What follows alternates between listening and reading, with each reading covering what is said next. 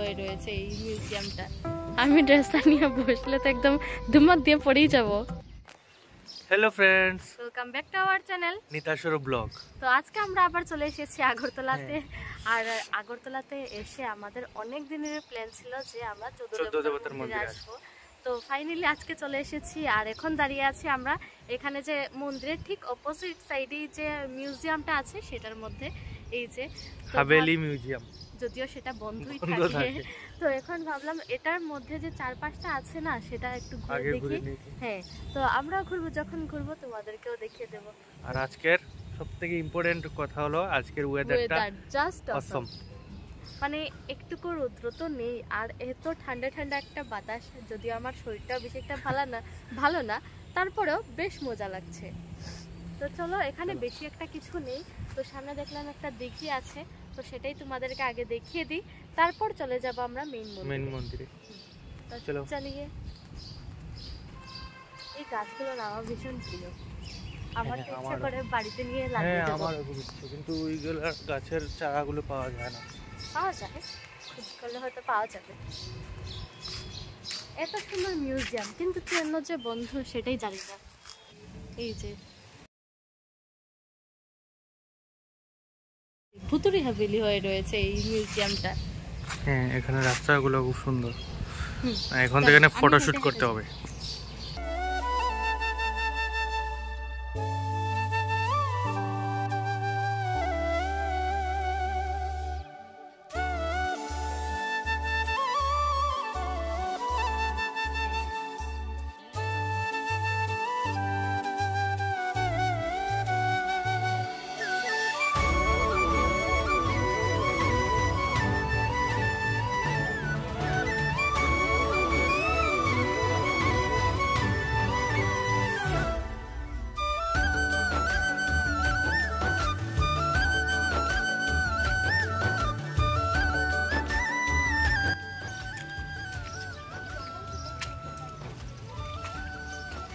হ্যাঁ, অনেক পরিষ্কার। এটা পরিষ্কার থাকার কারণ আছে, এখানে বাচ্চারা সুইমিং করে। এই দেখো বানানো আছে।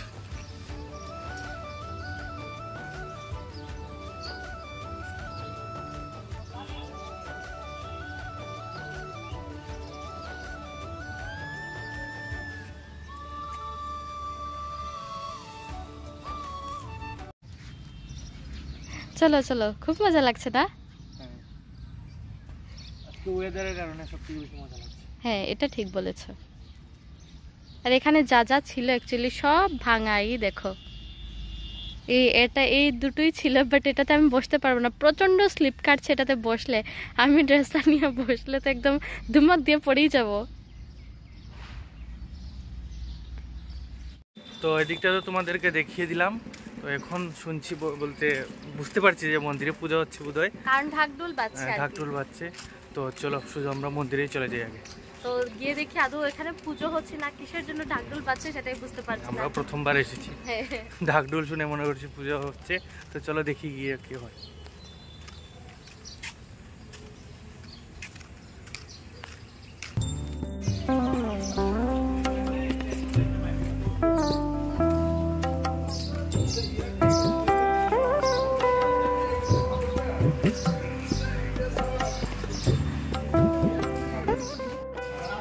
তো এখান থেকে আমরা ধূপকাঠি মোমবাতি নিয়ে নিচ্ছি।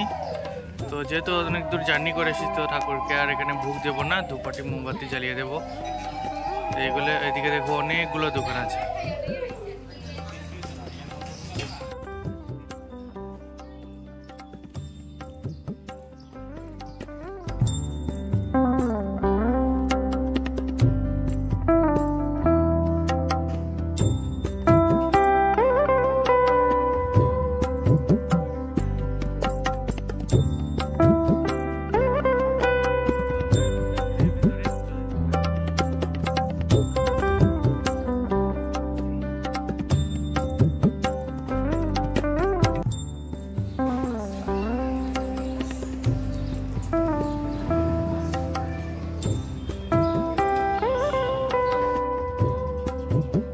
এটাই হলো 14 দেবতার মেইন মন্দির। এটা আগে উদয়পুরে ছিল, তারপর এখানে শিফট করা হয়েছে খয়েরপুরে। তো এখন আমরা ভিতরে যাব, গিয়ে ঠাকুরকে প্রণাম করব এবং ঠাকুরের কাছে আশীর্বাদ নেব। তো এখানে মন্দিরে ঢুকে আমরা 3 জন ঠাকুরের মূর্তি দেখতে পেলাম, বাকি 11 জনের মূর্তি দেখতে পাইনি। তার জন্য আমি পুরোহিত মশাইকে জিজ্ঞেস করেছিলাম যে বাকি 11 জনকে কেন রাখা হয়নি। তো পুরোহিত মশাই বললেন যে আষাঢ় মাসের শুক্লা তিথিতে এখানে একটা মেলা বসে, কাটচি মেলা, তো তখন সবাইকে বের করা হয় আর বাকি 3 জনকে নিত্যদিন পুজো করা হয় আর কি। ঠাকুরকে প্রণাম করার পর আমরা এখানে চলে এসেছি, আমি আর নিতা ধূপকাঠি ও মোমবাতি জ্বালিয়ে দেবো এখানে।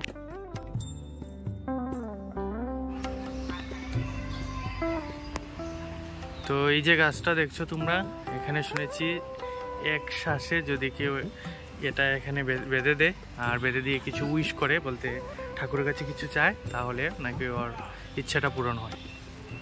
বুঝতে পারলে? তো আমরা আমাদের মনের ইচ্ছে ঠাকুরের কাছে বেঁধে দেব। চলো। যাও তুমি আগে যাও।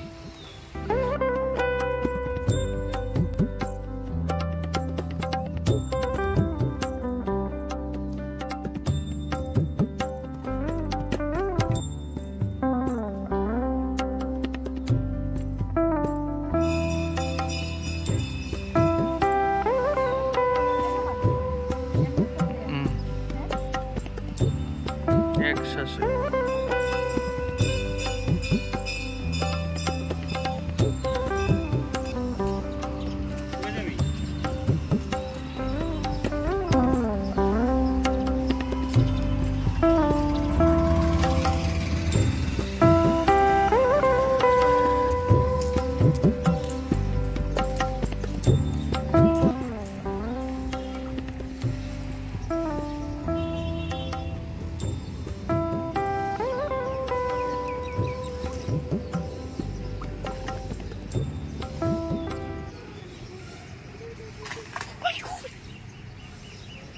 কত বড় বড় মাছ!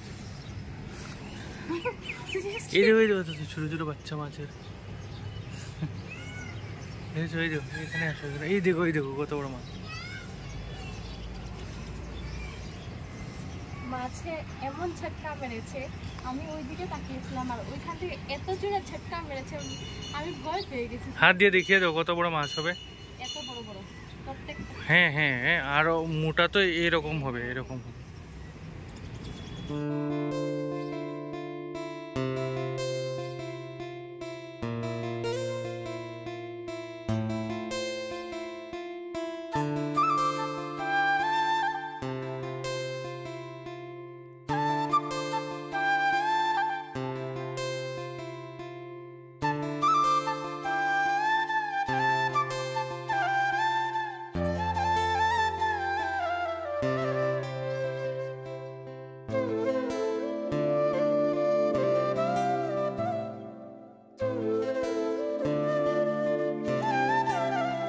তো আমাদের মন্দির ঘোরা শেষ।